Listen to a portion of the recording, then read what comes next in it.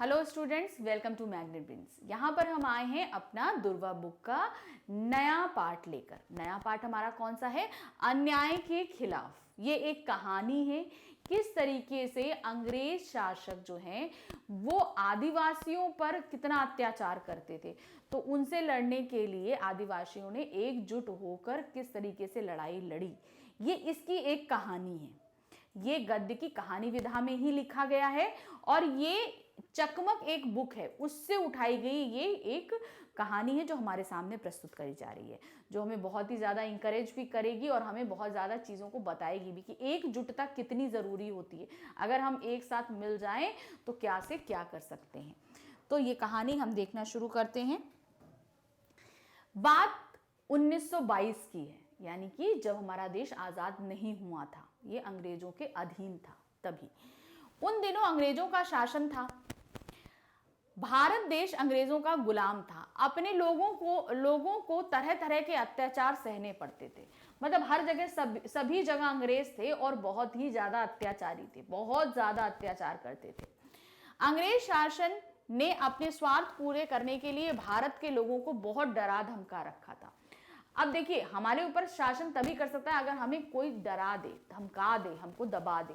तो मतलब कमजोरी किसके अंदर है? हमारे अंदर है। हम क्यों डरे भाई? हम अपने देश में थे और उन अंग्रेजों से डर गए थे। चीज ये भी तो देखिए, समझिए। तो वो बाहर के लोग आकर हम पे, हमारे ऊपर शासन किया था, पर उनकी धमकियों के खिलाफ लड़ने की हिम्मत रखने वाले भी लोग थे। मतलब उन्हीं लोगों ने तो स्वतंत्रता संग्राम छेड़ा। वो लोग नहीं डरे थे। किससे नहीं डरे थे? अंग्रेजों से। तो उनकी धमकियों से लोग जो नहीं डरे थे, उन्होंने ही लड़ाई छेड़ी। ऐसे ही लोग थे आंध्र प्रदेश के कोया आदिवासी और उनके नेता का नाम था श्रीराम राजू। तो ऐसी एक जगह की कहानी हमको बताई जा रही है। कहां? आंध्र प्रदेश की। आदिवासियों की है, कोया आदिवासियों की। और उनके जो सरदार था, कौन था? श्रीराम राजू। चलिए देखते हैं, पढ़ना शुरू करते हैं। आंध्र के घने जंगलों के बीच रहने वाले कोया आदिवासी सीधी सादी खेती के माध्यम से अपनी रोजी रोटी जुटाया करते थे। आदिवासी सीधे साधे होते हैं। देखो, सिंपल सी बात, शिकार करेंगे, खेतीबाड़ी करेंगे, अपना जीवन यापन करेंगे। सिंपल उनका जीवन होता है। और घने जंगलों में हैं तो वो बाकी दुनिया से भी कटे रहते हैं। पर जब अंग्रेजों ने उनके बीच आकर अपना हक जमाया और उनका जीवन मुश्किल हो गया। मतलब अब उन लोगों ने सब जगह तो किया, आदिवासियों तक को भी नहीं छोड़ा था। ये चीज हम यहाँ पर हम लोग सोचते हैं कि शहरों पर, बड़े बड़े शहरों पर ही कब्जा किया था। नहीं, वो छोटे छोटे गांव वगैरह और जितने आदिवासी प्रजाति को, जितने भी, सभी के ऊपर कब्जा किया था। तो वो कब्जे में जब आदिवासियों के ऊपर उन्होंने अपना हक जमाया तो कैसे उनका जीवन अस्त व्यस्त हुआ था, ये चीज। अंग्रेजों की योजना थी कि घने जंगलों और पहाड़ों को चीरते हुए एक सड़क बिछाई जाए। मतलब पहाड़ थे, आदिवासी एरिया था, और पहाड़ और जंगल थे, घने जंगल थे, तो उनके बीच से एक सड़क उनको निकालनी थी, सड़क बनानी थी। पर सड़क के निर्माण कार्य के लिए मजदूर कहां से आए भाई? इतने बियाबान जगह में है तो मजदूर भी तो लाने पड़ेंगे। अंग्रेज खुद ही थोड़ी ना बनाएंगे, तो मजदूर लाने पड़ेंगे। यह सवाल जब तहसीलदार महोदय के सामने आया तो उनकी निगाह कोया आदिवासियों पर पड़ी। तहसीलदार का नाम था बेस्टियन। तो क्या था, अब वहां की जो तहसील जैसी बटी होती ना, तो वहां का जो हेड था वो था बेस्टियन। उसके सामने रखा गया तो उसका ध्यान किस पे गया? सीधे कोया आदिवासियों पर, कि हम कहीं और से क्यों लाएं, हम इन्हीं लोग को क्यों नहीं मजदूर बनाकर यहाँ पर सड़क का कार्य शुरू करते हैं। तो उसने वहां के लोगों के ऊपर अपना ध्यान केंद्रित किया। बेस्टियन को शासन द्वारा सड़क बनवाने का काम सौंपा गया। शासन ने उसको कार्य दे दिया। अब क्या हुआ? बेस्टियन स्वभाव से बहुत अक्खड़ और क्रूर था। मतलब बहुत ही ज्यादा दरिंदा किस्म का व्यक्ति था, बहुत ही अक्खड़ बोलने में, और उसके जो भी कृत्य होते थे वो बहुत ही भयानक होते थे। मतलब उसके अंदर दया भाव नाम की चीज नहीं थी। वह आदिवासियों के गांवों में गया और बड़े घमंड के साथ खूब चिल्ला चिल्ला कर बोला, 2 दिन में जंगल में सड़क बनाने का काम शुरू होगा। तुम सब लोगों को इस काम पर पहुंचना है, अगर नहीं पहुंचे तो ठीक नहीं होगा। उसने सीधे ऐलान कर दिया कि सड़क का कार्य शुरू हो रहा है, तुम लोग को पहुंचना है और सड़क का कार्य करना है। अंग्रेज सरकार का हुक्म है, यह जान लो। उसने ये भी दे दिया कि अंग्रेजी सरकार का हुक्म है, ये चीज समझ लो। आदिवासी लोग चुप हो गए। वे उन घने जंगलों के बीच अकेले पड़े थे। अब आदिवासी कहीं का साथ नहीं, मगर तब भी बहुत सारे लोग होते, थोड़े थोड़ी ना होते। वो चुपचाप खड़े उसके आदेश को सुन रहे थे। वे कुछ पूछे तो किससे, कुछ करें तो क्या, मतलब उन्हें समझ में नहीं आ रहा था कि वो क्या करें, किससे पूछें, ये व्यक्ति चिल्ला रहा है और हम ऐसे ही चल रहे हैं इसके पीछे। तो वही हुआ, किसी ने हिम्मत करके तहसीलदार से पूछना चाहा कि काम करेंगे तो बदले में क्या मिलेगा। जाहिर सी बात है, जब हम कोई काम करते हैं तो बदले में कुछ मिलता है, पैसा मिले, अनाज लेके, कुछ भी मिले, मिले तो कुछ, तो अब हम जाके वहां काम करेंगे, उसके बदले हमें क्या मिलेगा। वहां के लोगों ने एक इतनी हिम्मत करके पूछ लिया। तो बेस्टियन का चेहरा तमतमा गया, बहुत गुस्से में आ गया वो। क्या मिलेगा, हुक्म बजाना नौकर का काम है, आगे ये सवाल मत पूछना। मतलब उन्हें क्या, इस मतलब का मतलब था कि इनको बेगारी करनी है, मतलब ये कार्य करेंगे, इसके बदले इनको कुछ भी प्राप्त नहीं होगा। बेगारी का मतलब होता है जब हम कार्य करें और उसके बदले हमें कुछ ना मिले। जैसे सभी लोग नौकरी करते हैं, कर्म करते हैं, बुद्धि लगाते हैं, हाथ पैर से मेहनत करते हैं, तो उसके बदले में उन्हें पैसे मिलते हैं ना, सैलरी मिलती है, प्रति माह मिलती है सैलरी। तो उसी तरीके से जब हम काम करें और उसके बदले में हमें कुछ ना मिले, तो वो कहलाता है बेगारी। वही काम यहाँ पर बेस्टियन करने के लिए बोल रहा था। आदिवासी सहम गए, अब वो बेचारे भोले सीधे साधे डर गए, काम पर जाने लगे, पर उनका मन नहीं मानता था। वे अपमान के अंदर ही अंदर घुट रहे थे और गुस्से से सुलग रहे थे। भाई कोई व्यक्ति मेहनत कर रहा है, उसके बदले में उसको और अत्याचार सहने पड़ रहे हैं, तो अब उन्हें एक तो अपमान हो रहा था और दूसरा उनके अंदर धीरे धीरे गुस्सा बढ़ता जा रहा था और बहुत ज्यादा उनके अंदर गुस्सा बढ़ चुका था। उन्हीं दिनों एक साधु जंगलों में आकर रहने लगा, मतलब एक साधु बाबा आए, जंगल में आए, तो क्या हुआ, उस साधु का नाम था अल्लूरी श्रीराम राजू। उसका नाम था अल्लूरी श्रीराम राजू। श्रीराम राजू ने हाई स्कूल तक की पढ़ाई करी थी, मतलब 10th तक की उसने पढ़ाई करी थी। उसके बाद अगली पढ़ाई छोड़कर वह 18 वर्ष की उम्र में ही साधु बन गया था। कहने का मतलब बहुत ही छोटी उम्र में वो साधु बन गया। जब वह उन जंगलों में रहने आया तो आदिवासी लोगों ने अच्छी तरह से हिल मिल गया। लोग उसे अपने दुख दर्द की कहानी सुनाते, पूछते कि कैसे अपने कष्टों से छुटकारा पाएं। मतलब अब बहुत ही लोगों के साथ हिल मिल गया, साधु था मगर अब वो थोड़ा सा अच्छा हंसमुख स्वभाव का व्यक्ति था। तो लोग उससे हिलते मिलते, बात पूछते, अपनी बात बताते, उससे पूछते थे। तो एक दिन उन्होंने पूछ लिया कि हमारी ये परेशानी है, इससे हम कैसे छुटकारा पाएं। तो श्रीराम राजू ने आदिवासियों से कहा, क्या बोले वो, अत्याचार के सामने दबना नहीं चाहिए, तुम लोगों को काम पर जाने से मना करना चाहिए। मतलब वो तुम पे अत्याचार कर रहे हैं और अगर हम अत्याचार के सामने झुक गए तो एक तरीके से हम भी उस अत्याचार के भागी बन गए। तो उसने वही बोला, तुम लोगों को अत्याचार के सामने झुकना नहीं चाहिए। उसकी बात सुनकर आदिवासियों में हिम्मत आई। जब उसने ये चीज बोली तो वो जो डरे सहमे आदिवासी थे वो थोड़ा मजबूत हुए कि चलो ठीक है, हम अब कोशिश करते हैं।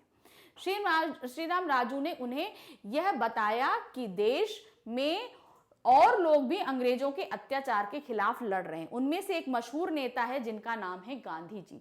अब आदिवासी देश से कटे हैं, उनको बाहर की ज्यादा नॉलेज नहीं है, कुछ नहीं है, बाहर क्या घट रहा है उन्हें नहीं पता है। तो श्री राम जी ने उनको बताया कि किस तरीके से जो है देश बाहर देश जगह में भी, मतलब इस एरिया आंध्र प्रदेश से जब हम शहरों की तरफ जाते हैं तो पूरे देश को अंग्रेजों से आजाद कराने के लिए बहुत से लोग लड़ रहे हैं। उनका एक नेता है गांधी जी, जो बहुत ही हिम्मत के साथ इस अंग्रेजों से पंगा उन्होंने लिया हुआ है कि हमारे देश से निकलो, हम तुमको नहीं बर्दाश्त कर सकते। वो अकेला व्यक्ति और तुम सब इतने सारे होते हुए भी डर रहे हो। गांधी जी का कहना है कि भारत के लोगों को अंग्रेजी सरकार का सहयोग नहीं करना चाहिए, इसीलिए उन्होंने असहयोग आंदोलन शुरू किया था गांधी जी ने, कि मतलब किसी भी सरकारी यानी अंग्रेज सरकारी पद, अंग्रेज की शासन में अगर कोई भी सरकारी पद पे है तो उसे वो पद छोड़ देना चाहिए। अब अंग्रेज हर काम के लिए तो इंग्लैंड से बंदों को लेकर नहीं आ सकते ना लोगों को लेकर, तो क्या होगा, वो यहीं के लोगों को कार्यरत कराएगा। तो यहां पर उनका मतलब था कि आप असहयोग आंदोलन करो। असहयोग आंदोलन का मतलब अंग्रेजों को किसी भी तरीके का सहयोग प्रदान करो ही नहीं, चाहे हमारा कर्म हो चाहे कुछ भी हो, हम हाथ पैर से भी नहीं करेंगे, दिमाग से भी नहीं करेंगे, मतलब उनके किसी काम में सहयोग नहीं करेंगे। तो वही चीज उन्होंने पूरे भारत में फैलाई, जहां ये चीज से अंग्रेज बहुत कमजोर हुए थे, बहुत से लोगों ने सरकारी नौकरियां छोड़ दी थी। अगर कोई अंग्रेज अन्याय करेगा तो हम अन्याय सहने से इनकार करेंगे, और क्या होगा, हमने पहले उनका सहयोग किया और अगर किसी ने हम पर अन्याय किया तो हम अन्याय नहीं सहेंगे। मतलब उनके लगाए गए तमाम सारे टैक्सेस होते थे, बहुत नियम कायदे होते थे, तो हम उनको नहीं मानेंगे। तो वो एक तरीके से अन्याय करते थे, तो उन्होंने डिनाई कर दिया कि हम ये सारे कार्य नहीं करेंगे। यह सब सुनकर कोया आदिवासियों का दिल मजबूत हुआ, उनके अंदर भी हिम्मत आई। फिर क्या था, विद्रोह की ऐसी आग भड़की कि अंग्रेजों के होश उड़ गए। अब क्या हुआ, सभी भड़क गए। अब जो उन्होंने भी वहां काम करना बंद कर दिया। अब अंग्रेज बुरी तरह डर और सहम गए। हुआ क्या, भोले भाले आदिवासियों के मन में भरा सारा अपमान, दुख और क्रोध फूट पड़ा। भाई उनके अंदर बहुत सालों से जम रहा था, बेगारी कर रहे थे, बहुत टाइम से जम रहा था, तो क्या हुआ, वो सब कुछ निकल के बाहर आ गया। और जब इंसान के अंदर क्रोध हो, अपमान हो, सब चीजें हो, तो जब बाहर आता है तो बहुत बुरा असर होता है। वही चीज हुआ। भद्रांचलम से पार्वतीपुरम तक पूरे इलाके में आदिवासी लोग अन्याय के खिलाफ लड़ने के लिए कूद पड़े। तो जितना भी अंग्रेज कर रहे थे उन सबके खिलाफ हो गए। अंग्रेज सरकार ने ऐसे छक्के छूटे कि आसपास के राज्यों से सेना बुलानी पड़ी। मतलब वो अब उस आसपास के लोगों को कंट्रोल नहीं कर पा रहे थे, तो उसको कंट्रोल करने के लिए उन्हें दूसरे राज्यों, आंध्र प्रदेश एक राज्य था, उन्हें आसपास के राज्यों से पुलिस को बुलाना पड़ा। पर अंग्रेजों की इतनी भारी सेना भी 2 साल तक विद्रोह को दबा ना पाई। मतलब इतनी भारी सेना, सोचिए, वहां के आदिवासियों के विद्रोह से 2 साल तक मोर्चा लेती रही मगर उनको दबा नहीं पाई। जब संकरी पगडंडियों से सेना की टुकड़ियां गुजर रही होती तो जंगलों में छिपे आदिवासी भारतीय सिपाहियों को गुजर जाने देते, और जैसे ही अंग्रेज सार्जेंट या कमांडर नजर आते तो उन पर अचूक निशाना लगाते। तो हमने क्या बताया था आपको कि यहाँ पर वो बड़े बड़े अफसरों को लेकर आए थे मगर नीचे पदों पर कार्यरत क्या थे, भारतीय लोगों को ही लेते थे। तो ऐसा उनकी सेना में भी था, भारतीय लोगों की सेना में भी, मतलब अंग्रेजों की सेना में भी भारतीय बहुत थे। तो क्या होता था, जब टुकड़ियां निकल रही होती थी तो अंग्रेज के जितने भारतीय जितने सैनिक थे उनको निकल जाने देते थे। फिर जैसे ही बड़े अफसर वगैरह आते थे तुरंत निशाना लगा के उनको मार दिया जाता था। ये चीजें होती थी। आदिवासियों के विद्रोह से अंग्रेज सरकार इतना डरने लगी कि राजू के दल को आते देखकर थाने की पुलिस भाग जाती थी। यानी पुलिस थाने बने हुए थे वहां पर, पुलिस थाने में कौन होंगे, अंग्रेज होंगे। तो वहां पर अंग्रेज साथ बैठे थे और जैसे ही अगर इन लोग के दल को आते लेते, आदिवासियों के दल को, तो ये सब थाना छोड़ के भाग जाते थे। ऐसा डर उन लोगों के अंदर विद्यमान हो चुका था। श्रीराम राजू ने आदिवासियों से कह रखा था कि अंग्रेजों से लड़ो पर एक भी भारतीय सैनिक का बाल बांका ना हो। मतलब तुम्हें अंग्रेजों से लड़ना है लेकिन भारतीयों को कुछ भी नहीं करना जो उनकी सेना में है या उनके नीचे कार्यरत हैं। अंग्रेजों की सेना में बहुत से भारतीय सिपाही थे, बहुत सिपाही थे बताए गए। राजू के आदेश का सख्ती से पालन हुआ। जब वह पहाड़ों से कूच करता था तो मानो उन्हें किसी का भय नहीं है। मतलब जब श्री राम जी कहीं भी कूच करते थे तो उसे किसी चीज का डर नहीं लगता था। आदिवासी लोग पुलिस चौकियों या सेना पर हमला कर देते थे और उनके अस्त्र शस्त्र लेकर भाग जाते थे। उनके ऊपर हमला करते थे और उनके जितने हथियार थे वो सभी लेकर, भाई लड़ने के लिए हथियारों की जरूरत पड़ती है तो वो कहां से आएंगे, तो वो हथियार अंग्रेजी सेना के लोगों को ही मार के उनके हथियारों को लेकर भागते थे। राजू ने एक कोने से दूसरे कोने तक गुप्त संदेश पहुंचाने के लिए गुप्तचरों का जाल फैला रखा था। गुप्तचर मतलब स्पाई, आपको बोलते हैं ना कि जिनको हम बोलते हैं जो छुप के जासूस जिनको बोलते हैं, उनका जाल फैला रखा था कि एक मैसेज एक जगह से दूसरी जगह पहुंचाने के लिए। कौन है गुप्तचर, मतलब जो छुपकर कार्य करते हैं, जो मतलब रहते हैं हमारे बीच में लेकिन ये कार्य कर रहे हैं किसी को पता नहीं होता। तो वही हुआ, अंग्रेजी सेना के आने जाने के संदेश ऐसे पहुंचाए जाते कि किसी को कानो कान खबर ना हो। मतलब सेना यहां से गुजरने वाली है, ये दूसरी जगह तक पहुंच जाती थी मगर किसी को एक कान भनक नहीं होती थी। यह सब देखकर अंग्रेजों ने भी अपने दांतों तले उंगली दबा ली थी। मतलब जाल इतना पुख्ता था कि अंग्रेज भी हैरान थे कि ये कैसे संभव हो पा रहा है।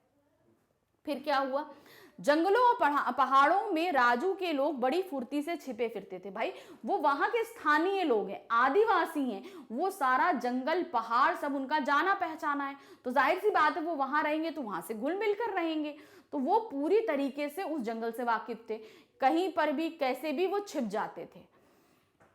ऐसे इलाकों में हथियारों से लदी अंग्रेजों को की भारी भरकम सेना अपने आप को कमजोर महसूस करने लगती थी। राजू के लोगों को गांव-गांव का सहारा था। मतलब अब जगह जगह गांव थे, सभी लोग अंग्रेजों से परेशान थे, तो सभी लोग राजू के लोगों को सहारा देते थे। अब क्या, इतनी भारी भरकम सेना भी अब छिपे हुए लोग उनको दिखते नहीं थे, तो वो डरे रहते थे, पता नहीं कहां से हमला हो जाएगा, बहुत ही बेचैन हो उठते थे। गांव के लोग विद्रोहियों को शरण देते और लाख कोशिश करने पर अंग्रेज उनकी खबर नहीं लगा पाते। तो गांव के लोग तो राजू के लोगों से मिले थे, भाई स्वतंत्रता सेनानियों से मिले हुए थे, तो क्या होता था कि अगर कोई किसी को मदद की जरूरत पड़ती थी तो गांव के किसी भी घर में चले जाते थे और गांव वाले सभी उनकी मदद करते थे। क्यों? क्योंकि वो अंग्रेजों से छुटकारा पाना चाहते थे और राजू के सपोर्ट में थे, इसलिए उनको बहुत आसानी से कहीं से भी मदद प्राप्त हो जाती थी। फिर अंग्रेजों को एक तरकीब सूझी, भाई इतने सालों तक लड़ते रहे तो अब उनको भी तो कुछ सोचना था। तो अंग्रेजों ने भी एक तरकीब सूझी। क्या? उन्होंने सोचा कि आदिवासियों को लड़ाई में तो हरा नहीं सकते, अब इन्हें भूखे रख कर मारना पड़ेगा। तो कहने का मतलब हम इनको लड़ाई में तो नहीं हरा पा रहे हैं, ये लड़ाई में हमसे कहीं ज्यादा अच्छे हैं, क्योंकि इनको जगह का फायदा हो रहा है, ये जगह उनकी जानी पहचानी। तो उन्होंने बोला कि अब इनको हम भूखा रखना शुरू करेंगे। कैसे? देखिए, अंदर जंगल के गांवों में राशन लाने वाले सारे रास्ते बंद कर दिए गए। राशन बाहर से आता था तो वो सारे रास्ते बंद कर दिए गए। किसी को भी सामान का एक जगह से दूसरी जगह पहुंचाना मुश्किल हो गया। लोगों की बंदूकों के कारतूस खत्म होने लगे। जो क्रांतिकारी थे उनके कारतूस जो थे, वो गोलियां लगती, वो सब खत्म होने लगे। तो लड़ाई तो कैसे लड़ाई, एक तो भूखे, ऊपर से हथियार भी नहीं, तो लड़ाई कैसे? इसके कारण अंग्रेजों के सिपाही गांवों में घुसकर लोगों को मारने पीटने लगे। अब वो क्या हुआ, कारतूस नहीं है तो उनको डर खत्म हो गया कि हम पर हमला हो सकता है। तो उन्होंने, अंग्रेजों के जो आदमी थे वो क्या हुए, गांव में घुसे, लोगों को मारते पीटते थे, खेती जला देते थे, सब करते थे, यहां तक कि उगी हुई फसल को भी जलाया जाने लगा। आदिवासियों की हिम्मत जवाब देने लगी। अब उन लोगों की हिम्मत क्या हुई, जवाब देने लगी। भाई खाने को पेट में भूखने, खाना नहीं जा रहा है, लड़ने के लिए हथियार नहीं मिल रहे हैं, तो जाहिर सी बात है हिम्मत टूटेगी। वही हुआ। आखिर कब तक यह तकलीफ बर्दाश्त की जा सकती थी? राजू के कुछ साथी पुलिस की पकड़ में आ गए। मतलब जो लड़ाई हो रही थी, पुलिस ने उनको पकड़ लिया। एक बार राजू भी पुलिस की गिरफ्त में आकर बुरी तरह जख्मी हो गया था, तो पुलिस ने उनको भी पकड़ा था और बहुत ही भागने के चक्कर में राजू बहुत ज्यादा जख्मी हो गए। लोग परेशान होकर राजू के पास पहुंचते, राजू भी परेशान था, उससे उनका दुख देखा नहीं गया। अब राजू, भाई परेशान लोग पहुंचे और हम कोई निवारण ना कर पाए। वो एक साधु टाइप का व्यक्ति था, उसने ही लड़ने की प्रेरणा दी थी, तभी इतना विद्रोह फैला था। अब फिर लोग उसके पास आशा लेकर पहुंचते थे कि भाई आप फिर कोई मार्ग दिखाइए, मगर राजू के पास इसका कोई जवाब नहीं था। तो वो भी बहुत परेशान था और उनकी तकलीफ जो है वो राजू से देखी नहीं जा रही थी। राजू ने सोचा कि अगर मैं अंग्रेजों के सामने आत्मसमर्पण कर दूं तो अंग्रेज इन हजारों लोगों को रोज सताना बंद कर देंगे। तो उनका, अंग्रेजों का ये था, वो क्या चाहते थे कि ये विद्रोह बंद कर दिया जाए। तो विद्रोह बंद करने के लिए क्या होगा, उनके सरदार को मार दो। सरदार कौन था? राजू। और ये अंग्रेजी सरकार जानती थी। उसने, राजू ने सोचा कि अगर मैं अपने आप को ही उनके हवाले कर दूंगा तो ये अत्याचार बंद हो जाएगा। उसने ये सही रास्ता निकाला। भाई अपने एक के आत्मसमर्पण से अगर उतने सारे लोगों की जान बचती है तो मेरे हिसाब से राजू ने एकदम सही किया। फिर क्या हुआ, उसने देखा कि 2 वर्षों के इतने लंबे संघर्ष के बाद लोगों में कठिनाइयों का सामना करने को तैयारी नहीं रह पाई है और अंग्रेज सरकार तो उन्हें भूखा मारने, मतलब 2 साल उन्होंने संघर्ष किया, इतनी कठिनाइयां झेली, मगर भूख के कारण उनकी सारी हिम्मत अब जवाब दे चुकी है। यह सोचकर श्रीराम राजू अपने आप को अंग्रेजों के हवाले सौंपने चला गया। उसने ये सोचा और अपने आप को सौंपने चला गया। सेना के मेजर गुडॉल मपप्पा गांव में डेरा डाले थे। तो मेजर कौन थे? गुडाल। और कहां डाले थे? मपप्पा गांव में डेरा डाले हुए थे। राजू को गिरफ्तार करके उसके सामने पेश किया गया। राजू को वहां के लोगों ने गिरफ्तार कर लिया और उसके सामने रखा गया। गिरफ्तारी की खबर सुनकर आसपास के गांवों के लोग बड़ी संख्या में वहां इकट्ठा हो गए। जब उनके पता चला कि हमारा सरदार गिरफ्तार कर लिया गया है तो बहुत आसपास के लोग जो है वहां पर मपप्पा गांव पहुंच गए, सिर्फ देखने के लिए राजू को कि कैसे कैसे पकड़ के लाया गया, सारी कंडीशन देखने के लिए। फिर क्या हुआ, मेजर गुडाल मन ही मन बहुत खुश हो रहा था। वो बहुत खुश था क्योंकि उसने बहुत बड़ी चीज अचीव करी थी। इतने सालों से अंग्रेज शासन जो चाह रहा था वो हो गया था। उसे कहाँ उम्मीद थी कि उसका शिकार खुद जाल में फंसने चले आएगा। वो सोच रहे थे हमें संघर्ष करके पकड़ना पड़ेगा, लेकिन वो तो खुद आत्मसमर्पण कर जाए। राजू मांग कर रहा था कि उसे कचहरी में पेश किया जाए और कानून के हिसाब से उसके साथ बर्ताव किया जाए, कि उसको न्यायालय ले जाया जाए और वहां पर उसे कानून के हिसाब से सजा दी जाए। लेकिन पर गुडाल का कोई इरादा नहीं था, वो उसे न्यायालय में पेश नहीं करना चाहता था। कोर्ट कचहरी के चक्कर में राजू को अपनी जान बचाने का जरा सा भी मौका नहीं देना चाहता था, कि कचहरी के चक्कर में ऐसा ना हो कि कानून के कोई फेज से वो वापस अपने आप को छुड़ा ले। बस उसके इशारे पर एक सिपाही ने राजू पर गोली चलाई और उसका काम तमाम कर दिया। मतलब उसने इशारा किया गुडाल ने, और उसके एक सिपाही ने राजू पर गोली चला दी और राजू मर गया। इस तरह अल्लूरी श्रीराम राजू ने अपने लोगों की खातिर शहीद हुआ। तो ये एक साधु था जो वहां पर सिर्फ आया था, वहां का था भी नहीं, वो वहां पर आया था और वहां के लोगों को इंकरेज किया था अंग्रेजों के खिलाफ लड़ने के लिए, और उन्हीं के लिए अपनी जान भी दे दी उसने। इसके बाद कोया आदिवासियों का आंदोलन टूट गया। जब सरदार नहीं बचा, उनके पास वो भूखे थे, हथियार नहीं था, तो उनका आंदोलन टूट गया। पर अंग्रेज सरकार ने अच्छा खासा पाठ पढ़ लिया। वे समझ गए आदिवासियों के साथ मनमर्जी नहीं की जा सकती है, अगर वो उग्र हो जाएं तो उनको संभालना मुश्किल हो जाएगा। तब से आदिवासियों के हितों की रक्षा के लिए विशेष कोशिश करने का फैसला हुआ। मतलब आदिवासियों के साथ हम ज्यादा अत्याचार नहीं करेंगे। आपने देश के इतिहास में कोया आदिवासियों के अन्याय के खिलाफ लड़ने की एक मिसाल स्थापित की थी। तो यहाँ पर किस तरीके से एक ऐसा वाकया जो हमने कभी ना पढ़ा ना समझा और इस कहानी के माध्यम से हमारे सामने आया। तो स्वतंत्रता का युद्ध बहुत बड़े बड़े नेताओं ने ही नहीं, बहुत छोटे स्तरों पे हर जगह लड़ा गया। कुछ नाम हमारे सामने हैं, कुछ हमसे छिपे हैं। तो जैसे जैसे हम पढ़ते हैं तो बहुत सारे नाम हमारे सामने आते हैं। जैसे हमने अभी ये कहानी पढ़ी आंध्र प्रदेश के कोया आदिवासियों की, कि किस तरीके से वहाँ के लोगों ने भी एक संघर्ष किया और अंग्रेजों को उसकी नींव तक से हिला दिया था। तो ये पाठ हमने पढ़ा, समझा, इसके प्रश्न उत्तर लेकर हम थोड़ी देर में आपके सामने उपस्थित होते हैं। Thank you, bye bye.